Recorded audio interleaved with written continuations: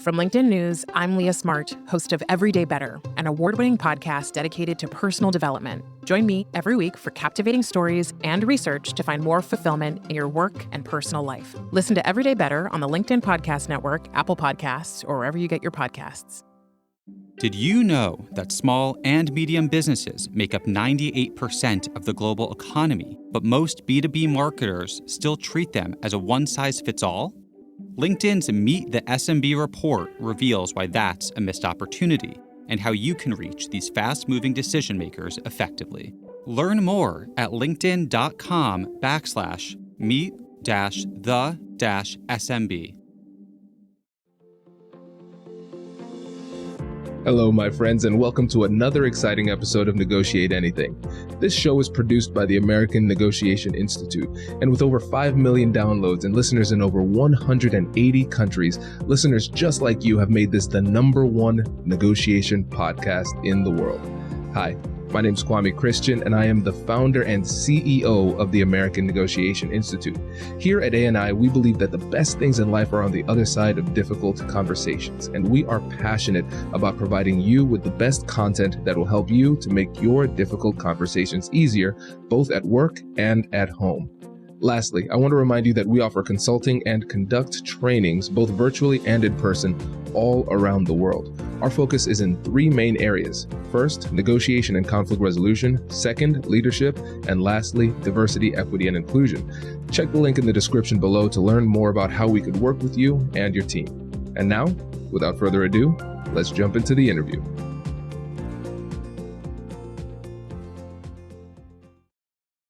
Kirk, thanks for joining us, my friend.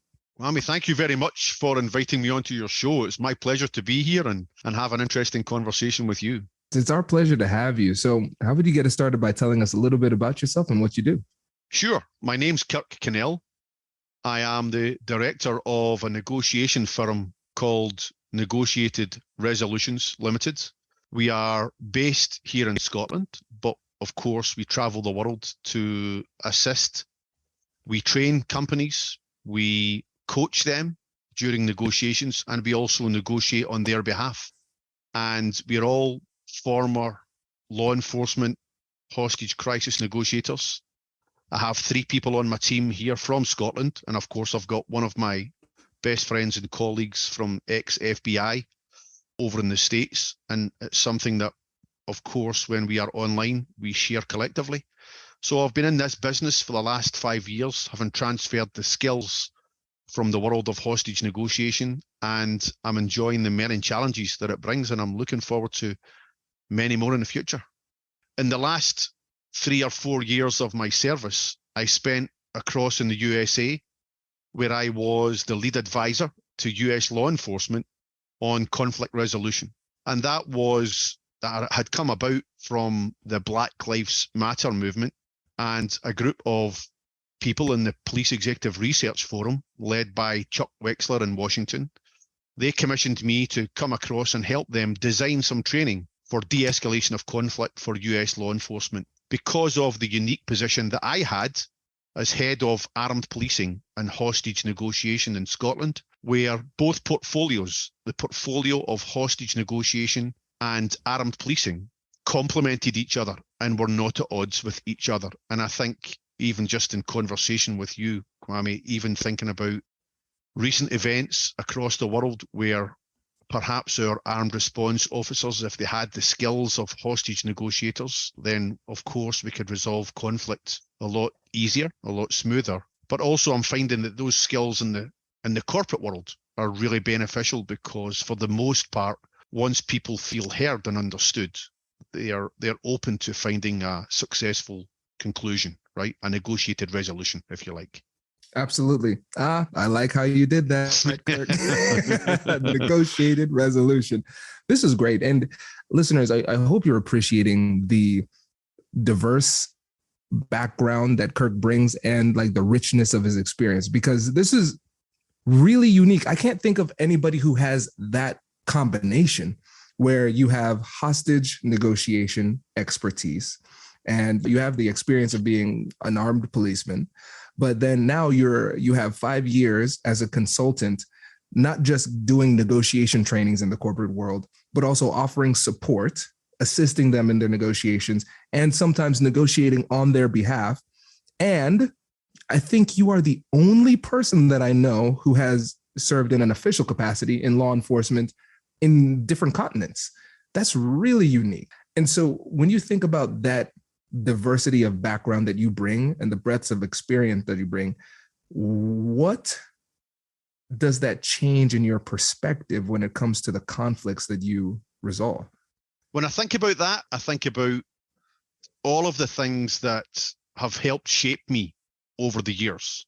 Seeing things in different continents, different environments, and you always, each time you go, you always learn something new. So the things that you've learned, you bring to a new environment and realize that it doesn't quite fit the mold that you had before. So you have to adapt. So for me, it's about always learning to adapt to new and challenging environments. But I think the one thing that I've probably learned over the years is that you never have all of the answers, right? So even as part of negotiated resolutions, one of the main elements in the ethos of the company is about humility, but it's also about being part of a team. And usually within a team, lots of people have many different perspectives. And so really it's about, and you would expect to hear this from a hostage negotiator, it's about listening to other people, helping to understand their perspective and why they have that perspective, and then using that to inform you and inform your judgment, one, before you come to conclusions, but absolutely before you make decisions. So for me, it's always about going with, for me, vast area of experience in the law enforcement world, the last 5 years in the corporate world, but always having that refreshing mentality where I tell myself, I'm new to this, I'm a baby, just keep learning, right? Just keep listening to other people, have the humility that makes you realize that you don't know all, you can't possibly know all. Rely on your team and engage people who will, from country to country, culture to culture, just give you something that you've never perceived before. You've maybe read about it in a book. You know, we understand different cultures across the world. We know the things that we've picked up on TV and in books, but actually when you go there and you get a feel for it and you can take the pulse of the situation, for me, it's always about the ability to adapt once you have that. You know, don't go with that fixed mindset. Always have a plan, but always have a plan B. I love everything that you said, because even though you have this incredible background, you still are able to approach this with humility. And all great negotiators have that humility to be able to accept the fact that other people have valid opinions and perspectives and their voice matters. And that gives you the ability to be genuinely curious, listen, and to learn. And you touched on something that is really hard to grasp. And I want to focus on that word adapt, the ability to adapt. So great negotiators are fluid, they can flow, but in a negotiation course, it's kind of hard to teach, hey, just flow in the moment, right? So for you, as you've been cultivating that ability to adapt to different circumstances, how did you go about doing that? Well, listen, for me, the secret to adapting, and this is going to sound a little bit counterintuitive, it's about anticipation, right? So for me, anticipation is about recognizing that in most environments, there will be predictable dialogue, predictable series of events.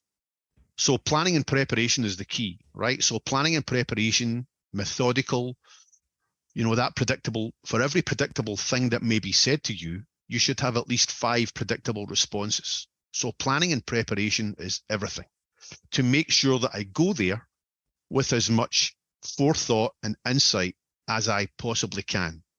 But with anticipation, we know that that cannot be the whole story. So I have to have the mental agility and flexibility to adapt from that series of solutions that I might have in my head to recognize that the actual solution, for it to be sustainable, has to actually be relevant to the other person's head, not my head. So I can have a great solution. And I've got many experiences where, you know, the solution very often comes from the counterpart. In fact, usually for it to be successful, it must come from them, because then it can be sustainable. So we build into all of that preparation and anticipation with all of that research that's gone in to say, okay, you have all of that information. Now you should listen and use those listening skills that hostage negotiators use. Don't be so enthusiastic to talk and tell everyone how clever you are. Just shut up and listen, right? And shut up and listen. And usually the solution presents itself. And if the solution presents itself from the mouth of your counterpart, then that makes agreements, conclusions, solutions all the more sustainable and reliable. So for me, that adaptability is just about listen to your counterpart and then be nimble. Does your company invest in professional development training? If you believe that your team would benefit from a negotiation workshop, all you need to do is go to our website, fill out the workshop request form, and then we'll set up a time to chat. These workshops are completely customizable, and we've done them all around the country. Negotiation and conflict resolution skills are beneficial across all professions, but they're especially useful in procurement, purchasing, sales, sourcing, and contract management. Our calendar is filling up quickly, and we even have some workshops scheduled for next year. If you think you might want one, I'd suggest reaching out soon so you don't miss out. Check out the link in the description to learn more. And we will be right back after this.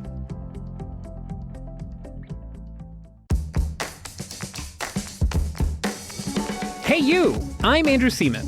Do you want a new job? Or do you want to move forward in your career? Well, you should listen to my weekly show called Get Hired with Andrew Seaman. We talk about it all, and it's waiting for you, yes you, wherever you get your podcasts. Small and medium businesses don't have time to waste, and neither do marketers trying to reach them.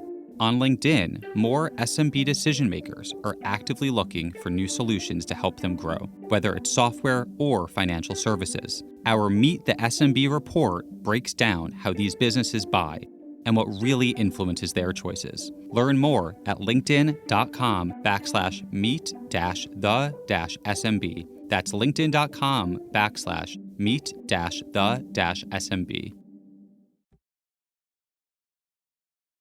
Oh, this is so good, Kirk, because I think, again, this goes back to what you were talking about with the humility. Because if you are a little bit arrogant, you want to own the outcome. So I came up with this solution. I saw a problem. It's my magical solution. I win, right? Yeah. Intellectually, yeah. right? Yeah. But you're recognizing that if you ask questions and you listen and you show them that respect, then you can create an environment where the solution almost comes about organically. And you're right. If it comes from them, it increases in legitimacy in their eyes, which makes the solution a lot stickier because they're more likely to agree to something that they proposed. And when it comes to adaptability, I think a lot of people would have been surprised with your answer, where you said preparation is what allows you to adapt. And as you were giving your response, it was really humbling for me too, because I pride myself on preparation. I take a lot of time to prepare, but now I'm recognizing when it comes to those predictable elements of the conversation, I'm not writing out those options where, okay, they could say this or that or the other. And so the preparation is what gives you the ability to adapt in the moment. I think that's really, really helpful. I mean, I think it's also important to recognize teamwork in this, right? No one negotiator or any person, even if they claim they're at the top of the game, has all of the answers. And, we talk about negotiators having humility in the world of law enforcement. One of the first things I remember from being a young man was being told when I was being trained as a hostage negotiator was, everyone, leave your ego at the door, right? We recognize the ego is a good thing, right? We recognize that ambition would not be possible without some ego. So that drive and ambition that you have to succeed, let's just harness that ego. But the minute your ego starts to override your judgment and you start to tell yourself that you're wonderful and you're successful and that you have the answers, right? The most dangerous time in negotiation is when you think you're winning. So in terms of negotiators, the best negotiators in the world never tell the world they're the best negotiators. They're always talking about how they're learning, how they're part of a team. And for me, that's the ones that inspire me, the ones that have that humility, that voice in their head that says, listen to other people. So for me, the heart of negotiation is the listening skill. It really is. For me, it's the most important skill we can have. Of course, we always want to find leverage and find a peaceful resolution or an acceptable resolution. But for me, that comes from listening, right? That's where, for me, I've been focusing on that for the last 15, 20 years, where I learned over the years that the best listeners find the solutions early, right? Even in the world of hostage negotiation, the average siege would be 2, 4, 6, 8 hours. And the best negotiators found a conclusion between 2 and 4. And those that didn't listen could be 6, 8, 10, 12, 14 hours at a siege. And so what is it that the best people are doing right? Of course, we want to replicate that, but it's that humility, it's the ability to listen, and it's the ability to capture the essence of what the other person sees, hears, and feels. And generally we can capture that. We might describe it as empathy, right? But it's more than that. It's more than just being able to recognize and articulate their emotions in the context of their emotion. It's about, sometimes you can connect with people without even having to speak very much to them, without even there being a communication, because it might be underpinned by trust. Even just understanding the context of the situation that they're in and giving them some room might be enough. So we don't always have to be clever and tell the world how clever we are and how quick we are to assess situations and understand people. Sometimes just using that phrase and shut up and listen, right? We tell our teams, shut up and listen, and the clues will present themselves and the solutions will present themselves. 100%. And I love the fact that you brought back humility there, because great listeners are humble because they know that they don't have all the answers. If you feel like you have all the answers, then you really can't be a good listener. Yeah, well, I mean, I think one of the things that helped shape that mindset for me in the world of hostage negotiation, where you're part of a team, for 25 years, I was a hostage negotiator, and I went to the edge of the bridge, to the siege, 200-300 times. At no point ever did I win. At no point ever was I the smart guy, the intelligent guy. We're just helping people out of situations, and it wasn't a win-lose mindset. So that mindset has affected, for me, in the corporate world. Of course, we don't go to a corporate world with a view to losing a negotiation, but actually helping the others find a solution which is good to them. Building sustainable relationships, repeat business, profit. We don't have to kill the opposition. In fact, we have to keep them alive, because we need them to do business next year. We need them to survive. We need them to thrive. And for me, all of those skills is just the same as what I've been doing for 25, 30 years, is that everyone can win. And I know we talk about win-win doesn't really exist, right? And I know that that's controversial, but for me, there's always a way where we can help other people survive and thrive, and we can still get what we need and they can get what they need. And it's not always the same thing. Oh, this is good. Let's go deeper into this, because I think this is really important for us to remember in the corporate world too, because there are some times, just like you said, we need them to survive. If, for example, you're a procurement team and you have a supplier and it's a small business trying to get started, they might willingly enter into a bad deal in order to get the business. You might make a deal that is so good that you put them out of business and they can't recover. And now you're in a position where you don't have a supplier at a critical time that you didn't see coming. You didn't see that loss coming. And so let's go deeper into the value of genuinely caring enough about the other side to actually want to help them to succeed. Well, and it's easy for me, for 25, 30 years, I never had the balance of power in my favor, not a single time, right? So I came from a disadvantaged position. Every time I went to the bridge, the man or woman who could jump had all of the power. I had nothing. By the end of the siege, I had all of the power and they came over to me. And all of the armed sieges that I was at, the guy with the gun, the guy with the knife, that person has got all of the power. Recognize that, and you start with no power. And then, of course, when I move into the corporate world, it's normal for me to represent, let's just say, the little guy. Sometimes we represent the big corporates and they are the dominant power, but usually they're in a position where they perceive disadvantage. So that's normal operating procedure for me. Disadvantaged position. Let's look at the areas where we can find and make them behave reasonably towards us. And sometimes we have bad actors in the game and we have to use and find leverage that will stabilize that process. It's not all done in a sweet, comforting way, right? Sometimes we have to be tough, but you can be tough and not really expose your vulnerability too much that they can take advantage of you. So really it's about recognizing their vulnerability. And when they feel vulnerable, when we can expose that, that's one of the things that makes the big bad actors, that makes them behave reasonably. So even when we are disadvantaged, my objective is to make the other side behave reasonably so that we can find a solution which is good for everyone.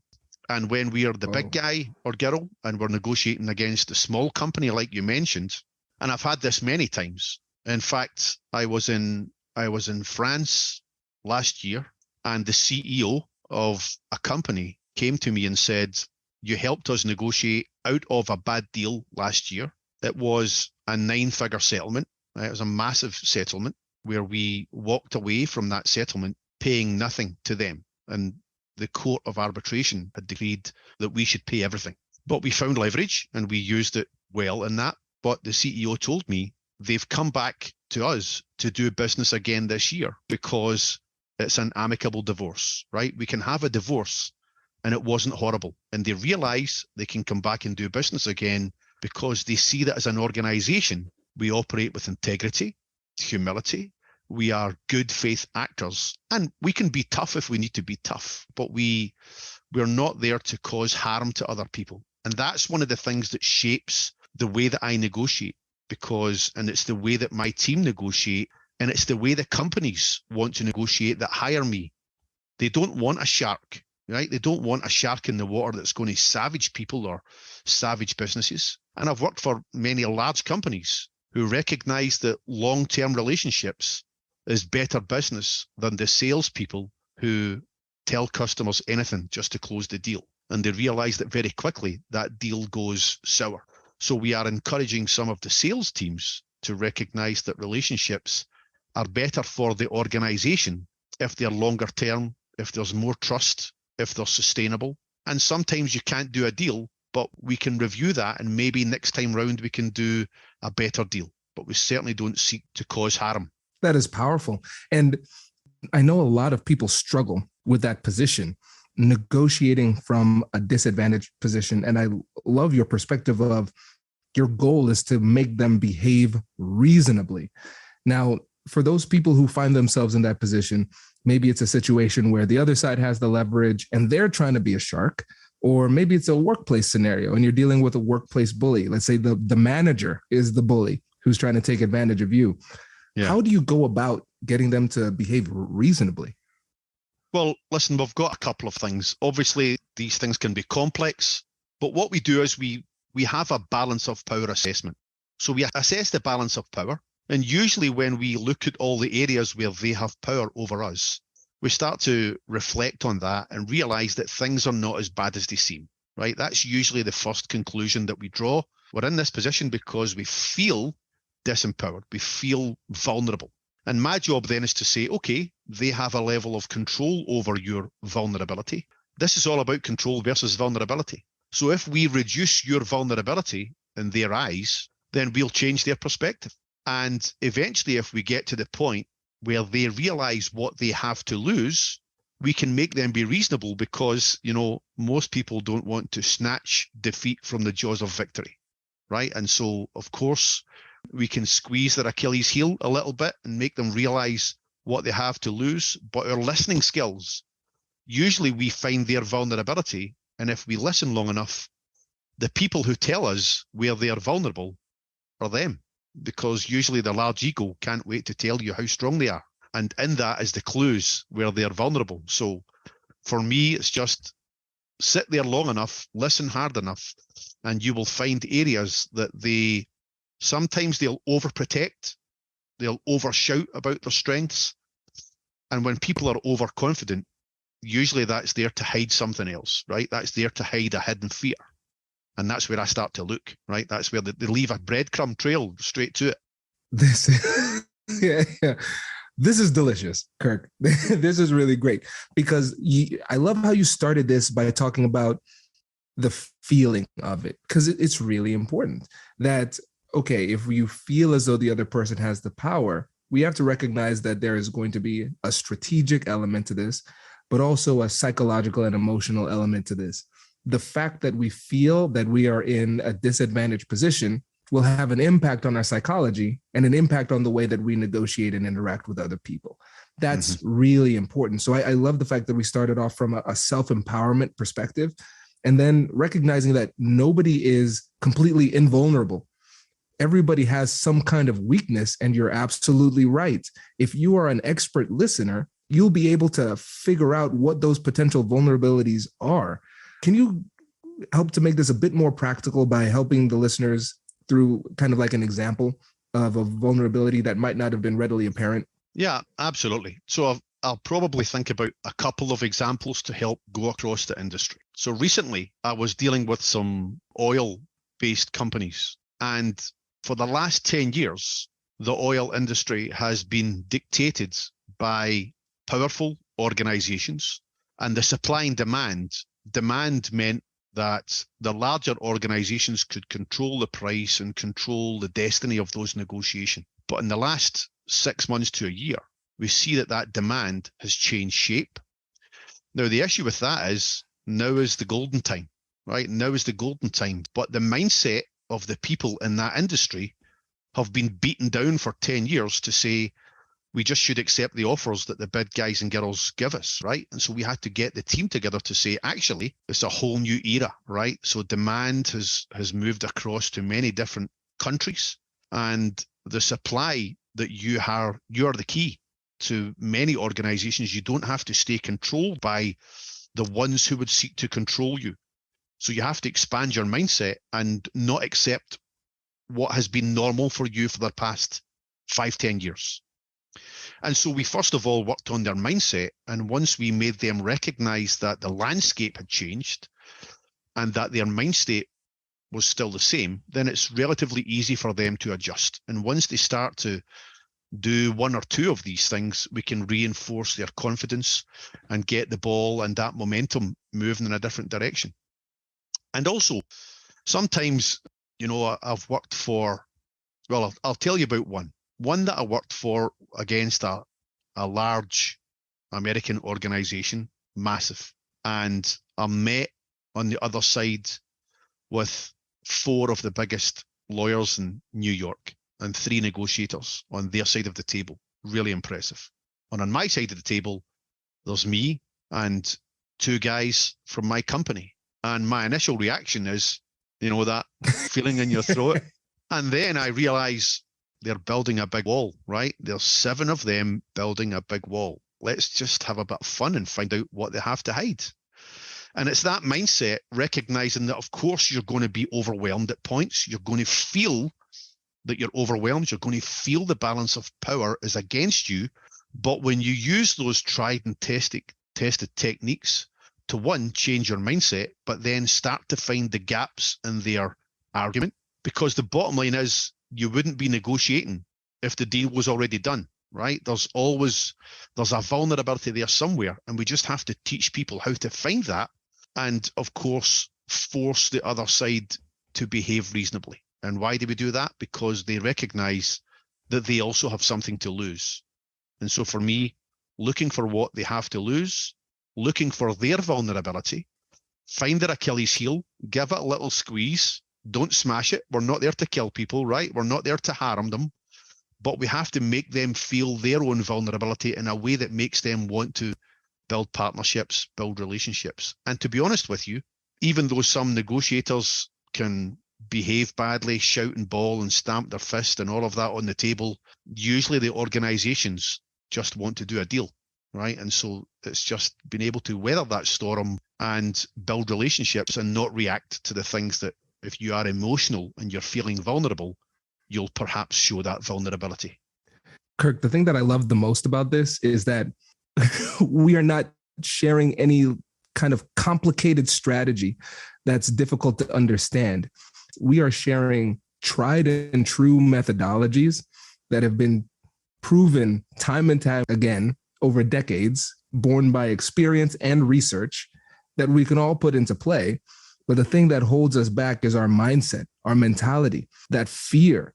And whenever we feel that fear, whenever we're under emotional distress, we lose our form.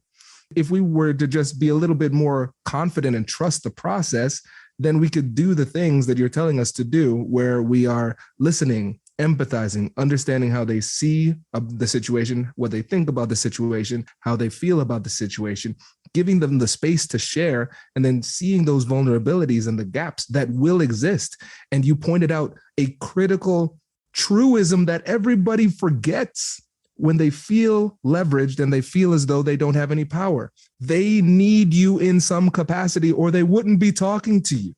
We forget that really important point. We have to figure out what that is. Yeah, we're still in the game. We just have to stay in the game, and usually staying in the game longer than others is the thing that yields success. So for me, one of the things for me is I learned in the world of hostage negotiation the concept of stress inoculation training, right? To combat the stress when you feel overwhelmed. And stress inoculation training is about 3 areas. 1, we give you information, knowledge, right? And then we transfer that knowledge into a skill, phase 2. And that skill is we exercise what we've just learned. We practice it in different contexts so that that information becomes a bit more secure with you and it becomes a skill. And then what we do is we help you adapt to the very environment in a challenge. For brand new hostage negotiators who come on the course, we give them information in the morning, we exercise in the afternoon and evening, and we reinforce that over and over and over again. In that world, we would train them from 7 a.m. till 2 a.m. for 14 days non-stop. We would put them under sleep deprivation and stress so that, of course, you don't think straight.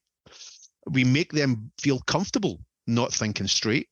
And then we put them into the real world, supported by a team who'll say, it's okay, it's normal, you're not alone. And then they adapt to that environment and it's not so stressful, it's not so overwhelming. And the reason we do that is because for a hostage negotiator, you have to make the situation better. You can't make it worse. So your personality traits, you have to be naturally drawn to that environment.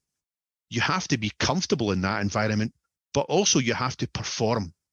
We ensure that we give you the best opportunity by going through that process that you're ready for the challenge. And that's why for me, overcoming that fear, which is natural, that vulnerability, which is natural, but we've got a process that will get you out of that, that will prepare you for the environment so that you will thrive there. You won't just get by, survive. You know, we don't want people to hide in that environment. We want them to make the best of the skills that we know are there, the natural empathy that people have, the care and compassion that people have, and also the desire to find a solution, right? You wouldn't be in this game if somewhere in there your heart was not in it. You wouldn't last long, right? So it's about harnessing and nurturing all of these things so that we can get the best out of people. And that's just a simple leadership trait. It's just about how do you get the best out of people?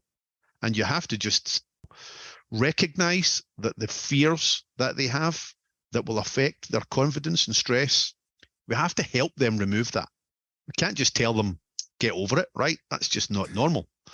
We have to help them and nurture them the same way people did with me, right? So me as a young negotiator, first time I went to a job on the edge of a bridge, I was talking to a woman on the wrong side of the barrier. And I was thinking about my training. I was well supported by a negotiator called Ronnie, and I was talking away to her.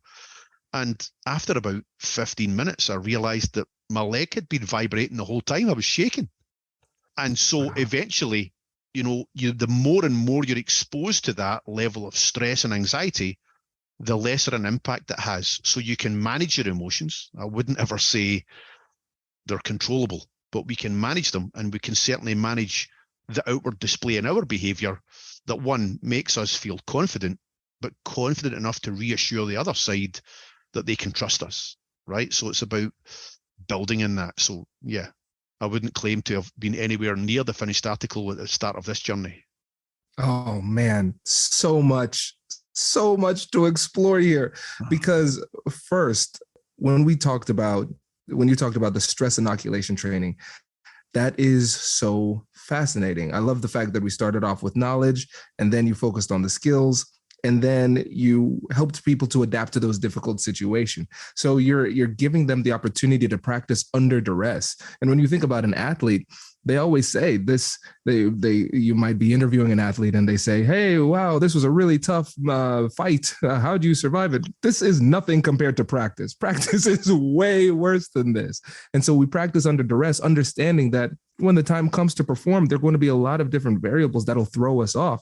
Sleep deprivation, stress at home that leaks into these conversations. And so that's why it's so important not only to understand the skills and to practice the skills, but also have skills that are replicable under duress. And if they're too complicated or clunky, then we won't be able to put them into action when it matters the most. And the story that you shared is so important because it shows the importance, like you said, of emotion management, but just the invaluable value that experience gives you. You can't learn that from a book. You have to get out there and practice and try it. And that's the thing. It's going to be scary at first, whatever the difficult conversation is, but we need to keep on going through it, learning from it, and improving throughout the process, because experience is going to be the greatest source of our confidence. Yeah, absolutely. And I've heard that phrase, which you talk about from athletes: train hard, play easy, right? And for me, that's one of the best things that we can try and replicate that. So the preparation, the training in advance, the research that we do, we every time before I engage a counterpart, I'll rehearse with my team. One of my teammates will put themselves in the position of the counterpart with the same mindset. They'll attack me, they'll verbally attack me. And so the first time I'm confronted by the counterpart won't be the first time I've had that conversation. In fact, if I'm well prepared, I've heard it 3 or 4 times in the last couple of days, right? So it's about mental preparation, which means that when you're confronted with something which would normally have you reeling or perhaps make you think a little bit longer, you're ready with that response, and you're prepared and less stressed. Oh, this is great. And listeners, just remember who we're talking to. This is Kirk, who has decades and decades and decades of experience of negotiating in different continents, different contexts at the highest level with lives on the line. And still, what he said was, quote, every time you're practicing with your team before the negotiation. So there's no point in your career where you get to a point where I've got it, I'm a perfect negotiator. You always need to practice. And that's really what leads to the success.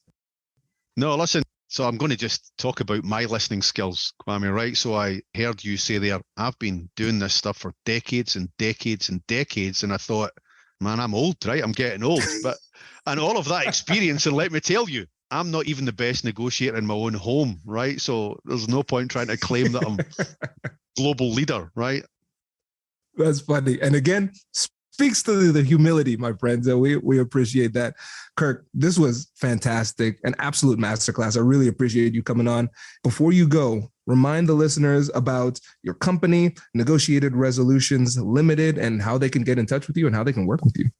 Yeah, well, listen, please look us up on negotiatedresolutions.co.uk. If you Google me, Kirk Kinnell, you'll hopefully get relatively quick access to the website.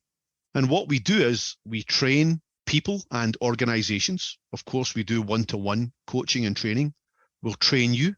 We'll coach. Sometimes we coach people in the background.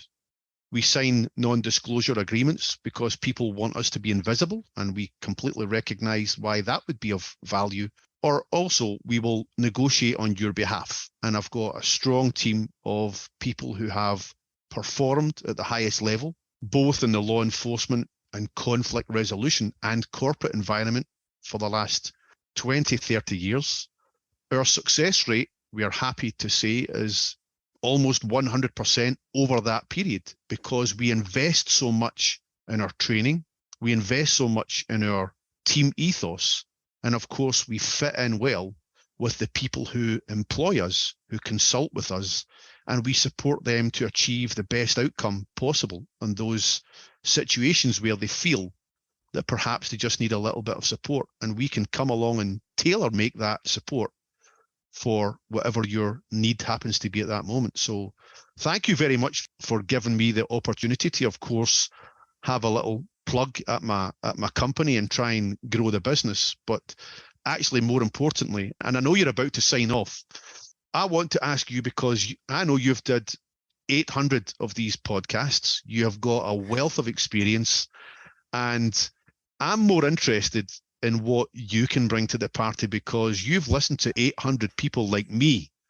giving you their 2-minute elevator pitch that I just gave you. But actually, what are the things that you pick up that, one, have got the longest resonating effect on you as the key elements of negotiation, both in the business world, but actually just in life, right? Even for negotiating with your family or your partners or your children, whatever that happens to be. What are the things that are the golden nuggets that you've picked up?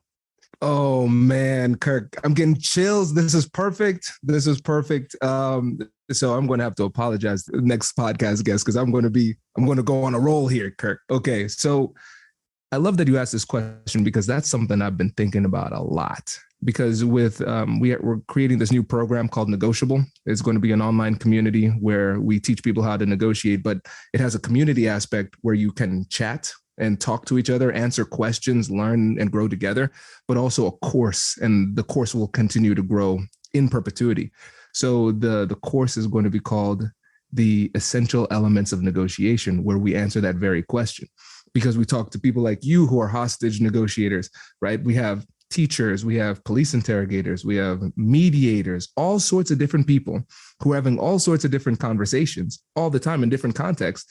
What are the unifying things that bring all of them together? So I've been spending the last 6 months answering that very question. Really? So I actually know the answer. So this is great. Number one, the first thing that's coming to mind, we have curiosity. Like genuine curiosity, not that strategic curiosity just to leverage people where we're only asking questions in order to expose vulnerabilities and attack. It's like genuine curiosity, and then demonstrating how different people ask different questions in different circumstances for different reasons. A complete art to that. Then fluidity, like you said, the ability to adapt. It's this ability that great negotiators have, but they've gotten through years and years of experience. And so I'm trying to figure out, how do we get that fluidity how can we teach that? So that was one of the things. Humility was one of the elements too, because I've never seen a negotiator who is really good in the moment, who's very, very arrogant, right? They have confidence, which is another element, but they're not arrogant. So they have the ability to blend that confidence with humility. That's really important. This was one that I got from Gary Nessner. I didn't realize until he said it. Likability. All great negotiators are likable. They have this ability to get the other person to like them in a non-manipulative type of way that's genuine, and they create a genuine relationship. And so empathetic, they're able to understand the person, but at the same time, they're able to not allow themselves to be manipulated emotionally at the same time, which leads us to assertiveness. So they can advocate for themselves in a really respectful way without being aggressive, right? And then we have different strategic elements that people can layer in. And so the idea that we're going to do, it's a really playful approach, because we wanted to make it easy for preparation and understanding. So we're going to create this, it's in development now. It's going to be this periodic table of elements, kind of a riff off of that, but the essential elements of negotiation. So when you're preparing, you can go through the elements and say, okay, this is a really tough negotiation. I need a little bit of this element, a little bit of that, this, and then piece it together. So yeah, I put a lot of thought into that, because it's been so humbling. Kwame, thank you very much for sharing You've got all this experience. You've got a great opportunity to do something wonderful with it. But actually, for me, what's fabulous is, wow, you're a real person, right? This isn't a game show host. This isn't a podcast where you just get to try and be an influencer. And you've got a massive following because you're real. And I love that, right? I would urge you, show people who you are and you're not afraid to be that. Because for me, passion, authenticity, if you're talking about empathy, that's real. That's real. And for me, that's always what I look for. You know, one of the things that turns me off is when I get that veneer of people just quoting phrases or lines I've learned over the years and there's no feeling in it. Can I tell you, I've enjoyed this, but I've enjoyed meeting you, right? And we spoke at the beginning of you being based in Columbus, Ohio. I'm coming to see you and we're gonna have a beer, right? Congratulations! You've just joined an elite club. By listening to a full episode, you're now officially on the Negotiate Anything team. So welcome aboard. What most team members do is they subscribe to the podcast because that allows them to automatically get the latest episodes of the show. The best things in life lie on the other side of difficult conversations. Keep learning, keep practicing, and keep getting better. Your relationships will improve, your career will soar, and you'll have the confidence you need to get the most out of these crucial conversations. Again, thank you for joining the team. We're excited to have you, and I will see you in the next episode. I'll catch you later.